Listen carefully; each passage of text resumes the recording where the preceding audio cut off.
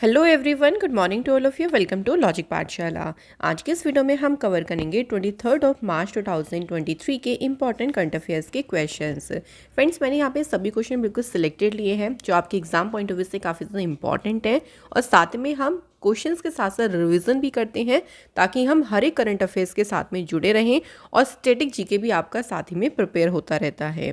तो overall friends, आपके exam के लिए कंप्लीट वीडियो है, सो आप लोग कंप्लीट देखिएगा, और पीडीएफ आप लोग को टेलीग्राम ग्रुप पे मिल जाएगा। लॉजिक पाठशाला 16 आप सर्च भी कर सकते हैं। आप जो है डिस्क्रिप्शन बॉक्स में लिंक दिया है, वहाँ से भी आप लोग ज्वाइन कर सकते हैं। तो चलिए अब बिना देरी से शुरू करते हैं आज के इस क्लास को एक मोटिवेशन कोट से। When you want to give up, remember why you started.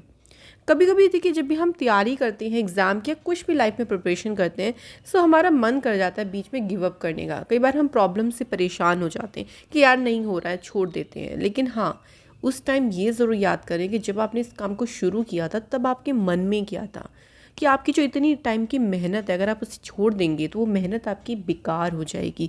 तो इसलिए उसे छोड़ने से बेटर है कि जो प्रॉब्लम है उसे फेस करके आगे बढ़ें और उसको सॉल्व करें। देखना, एक ब्राइट फ्यूचर आपका वेट कर रहा है। सो इसलिए फ्रेंड्स, कभी भी बीच में किसी काम को ना छोड़ें, उसे कंप्लीट ज़रूर करें।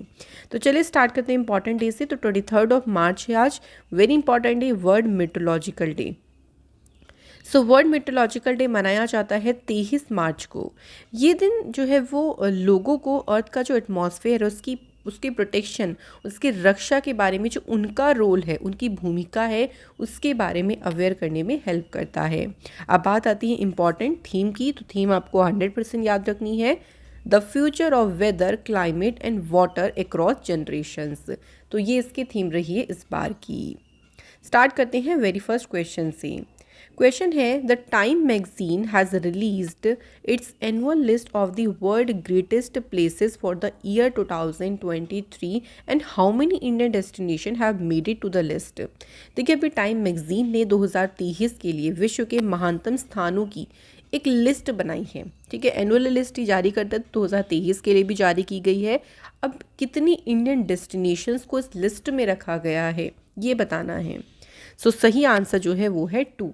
2 इंडियन डेस्टिनेशन जो है वो इसको इस लिस्ट में रखा है। वो कौन कौन सी है? एक है लद्दाख और दूसरा है मयूरभंज।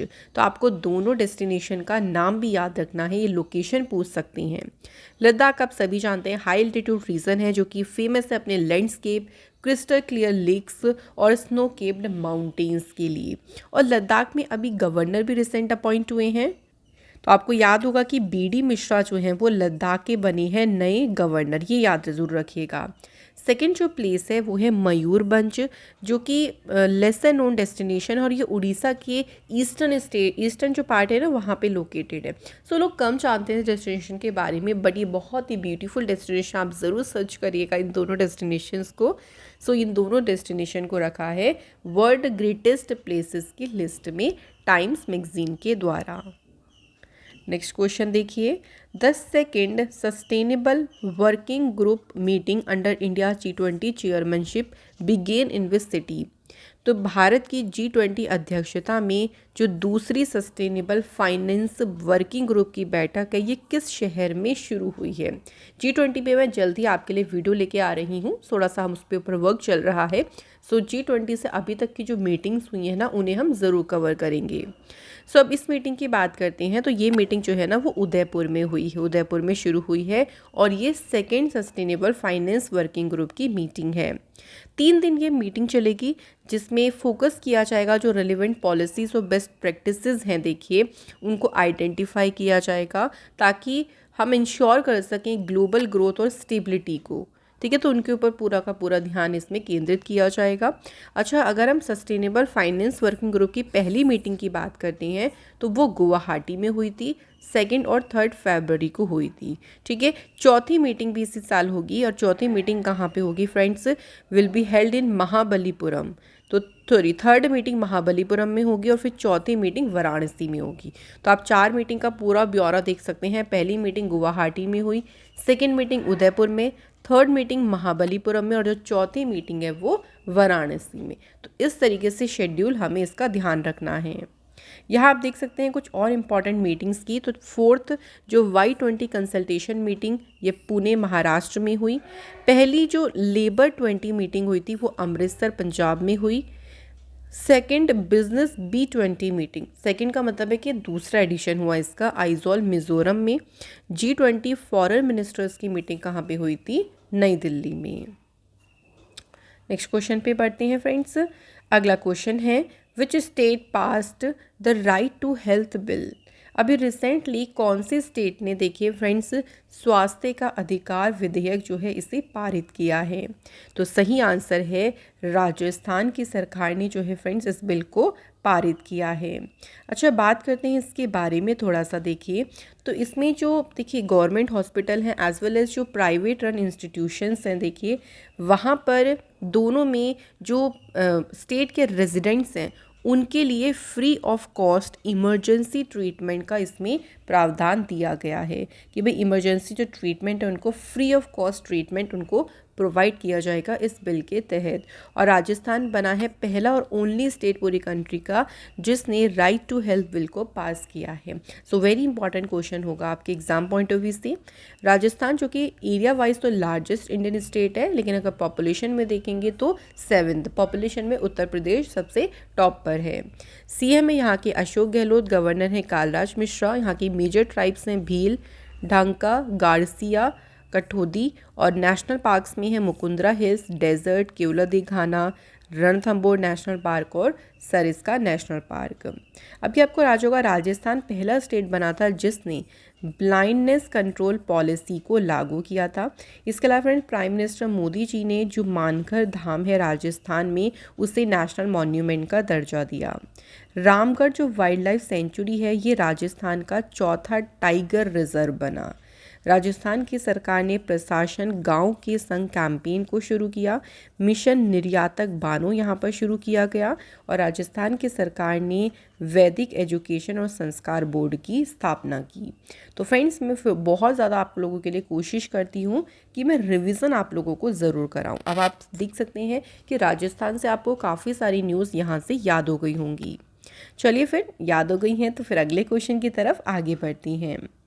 नेक्स्ट क्वेश्चन है friends, who has been appointed as a new chairman and managing director of cotton corporation of India जो है। सो कॉटन कॉरपोरेशन ऑफ इंडिया के जो अभी चेयरमैन और मैनेजिंग डायरेक्टर अपॉइंट हुए हैं उनका नाम है ललित कुमार गुप्ता। इसके अलावा फ्रेंड्स अभी हाल ही में हिंदुस्तान यूनिलीवर लिमिटेड के MD CEO अपॉइंट हुए रोहित जावा। नागालैंड में 5वें टर्म के लिए CM अपॉइंट हुए नेफ्यू रियो। मेघालय में चीफ मिनिस्टर अपॉइंट हुए हैं कोनराड संगमा, ये इनका सेकंड टर्म है। 28th controller general of accounts appoint कौन है? संजीवा शंकर दुबे, इन्होंने भारती दास को रिप्लेस किया है।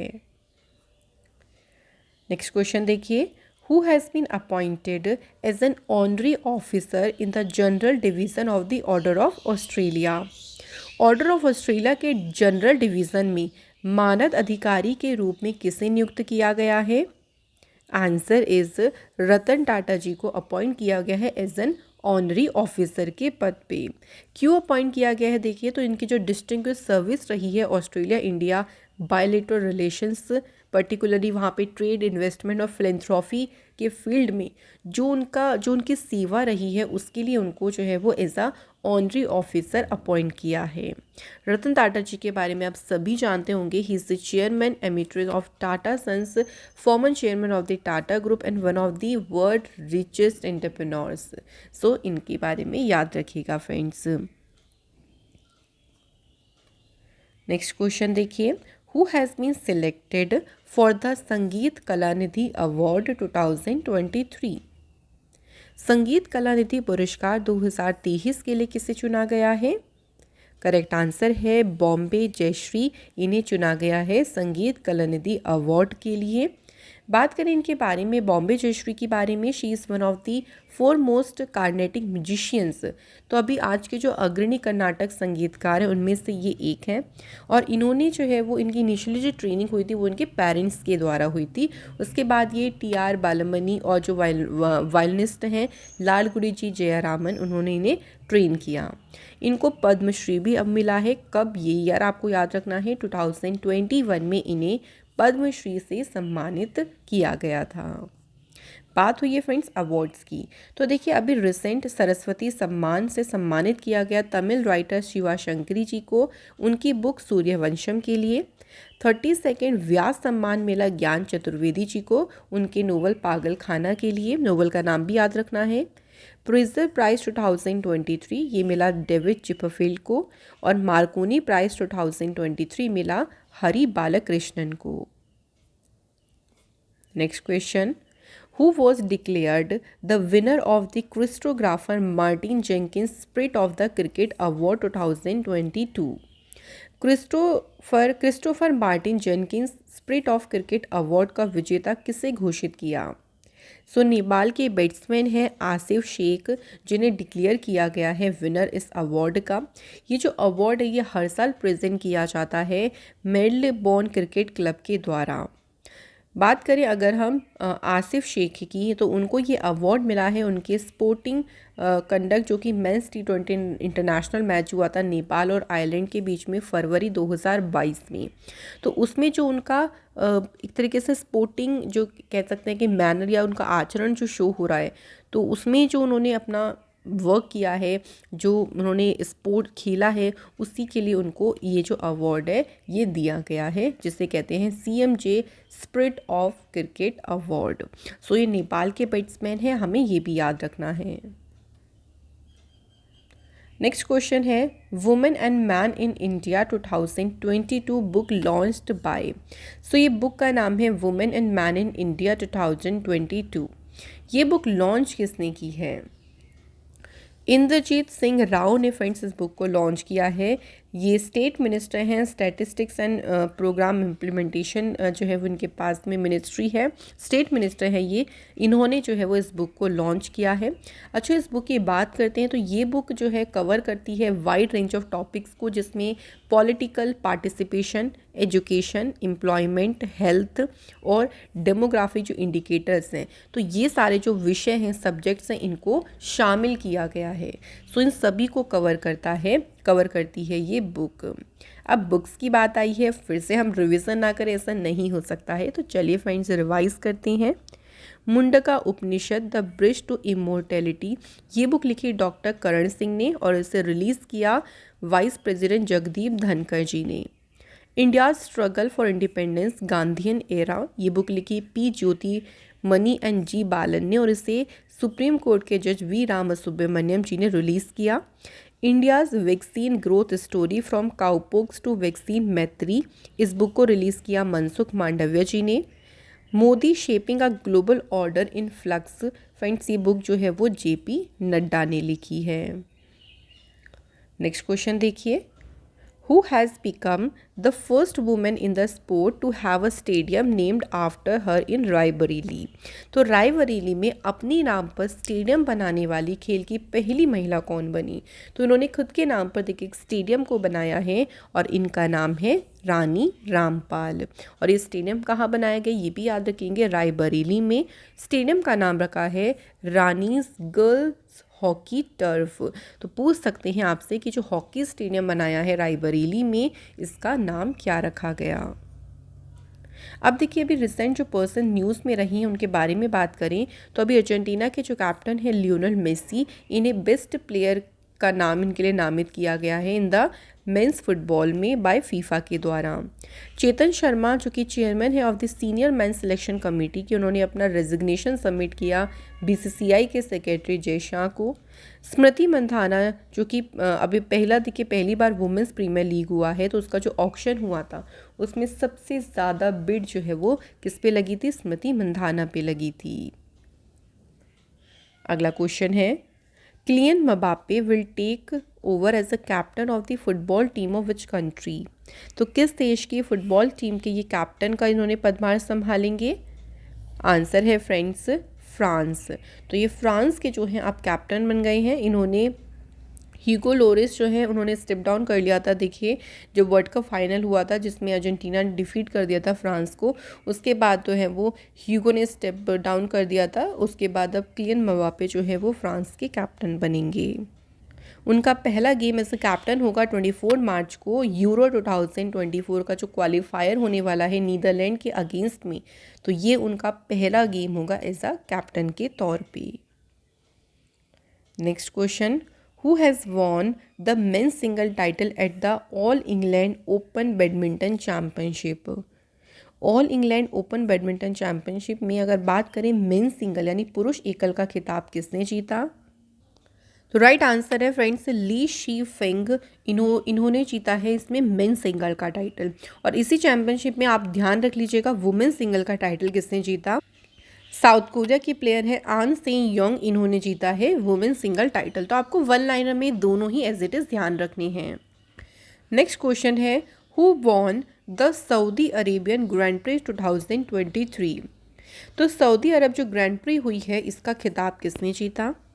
तो राइट आंसर है friends Sergio Perez. Sergio Perez जो है वो रेड बुल के ड्राइवर हैं फ्रेंड्स, और इन्होंने जीता है सऊदी अरेबियन ग्रैंड प्रिक्स का टाइटल। सेकंड पोजीशन पे रहे मैक्स वर्स्टपेन और थर्ड पोजीशन पे रहे हैं फर्नांडो अलोंसो। लेकिन आप लोगों से देखिए जितने भी ग्रैंड प्री होती हैं उनके आपसे विनर का नाम ही एग्ज़ाम में पूछा जाता है। 2023 की बात करें तो अभी तक इसके अलावा 2 ग्रैंड प्री और हुई हैं। एक है बहरीन जो कि रेड बुल के रेसर मैक्स वर्स्टपेन ने जीती है, और सेकंड अभी हो गई है सऊदी अरेबियन। तो जितनी जितनी कवर होती चली जाएंगी उतना हम पढ़ते चले जाएंगे। अगर आप 2022 की कंप्लीट लिस्ट देखना चाहते हैं तो आपको स्पोर्ट्स करंट अफेयर्स का एक अलग से प्लेलिस्ट है, वहाँ आप चेक कर सकते हैं, या फिर करंट अफेयर टॉपिक्स 2022 की भी एक प्लेलिस्ट है जिसमें 2022 के जो भी करंट अफेयर टॉपिक्स थे वो सभी आपको वहाँ मिल जाएंगे। सो आप एक ही वीडियो में ना सारे जो विनर्स हैं 2022 के वो चेक कर सकते हैं। तो फ्रेंड्स यहाँ पे हमारी जो वीडियो है वो हो जाती है पूरी तरह से कंप्लीट। नाउ टाइम आता है फ्रेंड्स रिवीजन करने का। तो चलिए फटाफट से हम कल के क्वेश्चंस को रिवाइज करते हैं। क्वेश्चन है पहला, who has become the oldest tennis player to win an ATP masters 1000 title recently. सबसे उम्रदराज जो टेनिस खिलाड़ी बने उनका नाम है Rohan Bopanna. The fourth edition of the Asian Kho-Kho Championship for Men and Women has begun in which state? तो ये शुरू कौन से स्टेट में हुआ? असम में। और असम के जो चीफ मिनिस्टर हैं हिमांता विश्व शर्मा, उन्होंने जो है वो इस प्रोग्राम को इनॉग्रेट किया। Which of the following insurance company जिसने लॉन्च किया? Pru Gold. तो प्रू गोल्ड को लॉन्च किया है ICICI प्रूडेंशियल म्यूचुअल फंड ने। Which of the following state will host the G20 Business Summit 2023? 5 अप्रैल को G20 जो बिजनेस समिट होगा इसकी मेजबानी कौन सा स्टेट करेगा? Answer is Nagaland. Who has inaugurated aerator cum dancing fountains in the world famous Dal lake in Srinagar? तो फ्रेंड श्रीनगर में जो एरेटर कम डांसिंग फाउंटेन है इसका उद्घाटन किया है मनोज सिन्हा ने। ISRO is set to organize its annual special program for school children called Young Scientist Program। इस प्रोग्राम को क्या नाम दिया है? तो इसे नाम दिया है युविका, जिसकी फुल फॉर्म है फ्रेंड्स युवा विज्ञानी कार्यक्रम। तो इसकी फुल फॉर्म भी आपको याद रखनी है। नेक्स्ट है 2 day labour 20 engagement groups Inception meeting, ये कौन से शहर में आयोजित की गई? तो ये आयोजित हुई है अमृतसर में।